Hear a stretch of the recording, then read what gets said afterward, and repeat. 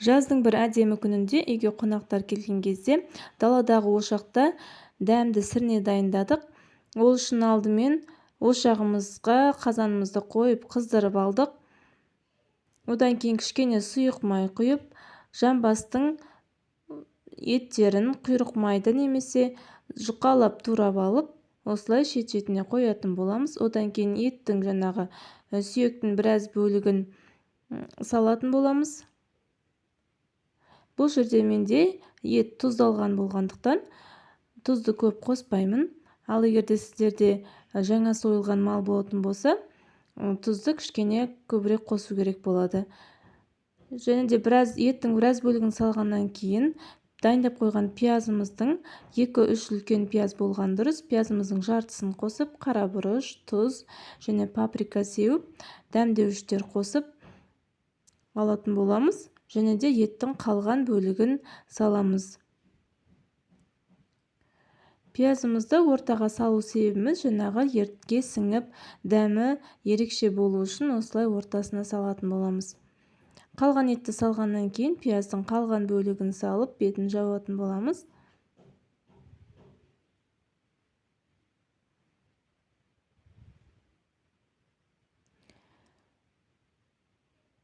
Бас кезінде отымыз осылай кішкене қаттырақ болғаны жақсы. Одан кейін 1,5 сағатқа бұқтырып қоятын боламыз. Қалған пиязды салғаннан кейін тағы да кішкене қара бұрыш, тұз сеуіп, және де сәбіз, қызанақ қосатын боламыз. Сәбізді де үлкенде өтіп турап аламыз. Қызанақты да молырақ қоссаңыздар да болады.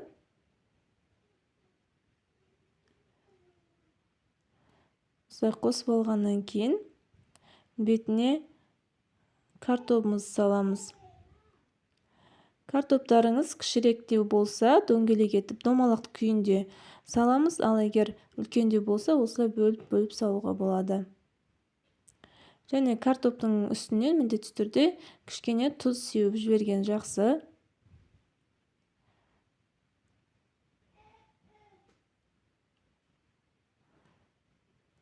Кішкене тұз себетін боламыз. Барлығы бұл жерде көз мөлшермен. Және де бетін жауып, қазанға арнайы қақпақ болмағандықтан осындай үлкен тегенемен жауып қойдық. Жарты сағат көлемінде бұқтырдық. Жарты сағаттан кейін осылай суы шығып, жаңағы еттің сөлі шығып, кішкене жұмсара бастайды. Сол кезде дайындап қойған жаңағы басқа да көкөністерімізді саламыз. Еттің пісіп қалғанын байқау үшін осылай аударып, кішкене шанышқанның көмегімен аударып алдық. Және де болгар бұрышының осындай әртүрлілерін қосуға болады. Және де ең бетіне орам жапырақтың осындай жапырақтарын жауып қоямыз. Сонда көкөністеріміз буланып, әдемі пісетін болады.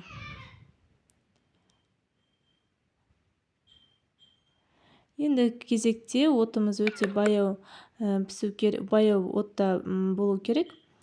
1,5 сағат, 1 сағат 45 минут көлемінде міне тағамымыз дайын болып қалды. Бұл жерде уже кеш батты бізде. Сондықтан кішкене қараңғылау болып тұр. Ең алдымен бетіндегі орам жапырақтарды осылай шетіне қойып, одан кейін басқа көкөністерді алып, жинап, жаңағы сірнемізді түсіретін боламыз. Өте дәмді болып шықты. Еті де өте жұмсақ. Картопы да жұмсақ болды өте. Осы рецепт бойынша дайындап көріңіздер. Үйдегі жаңағы жанұямызбен бірге дайындалған сірне болды. Өте дәмді болып шықты.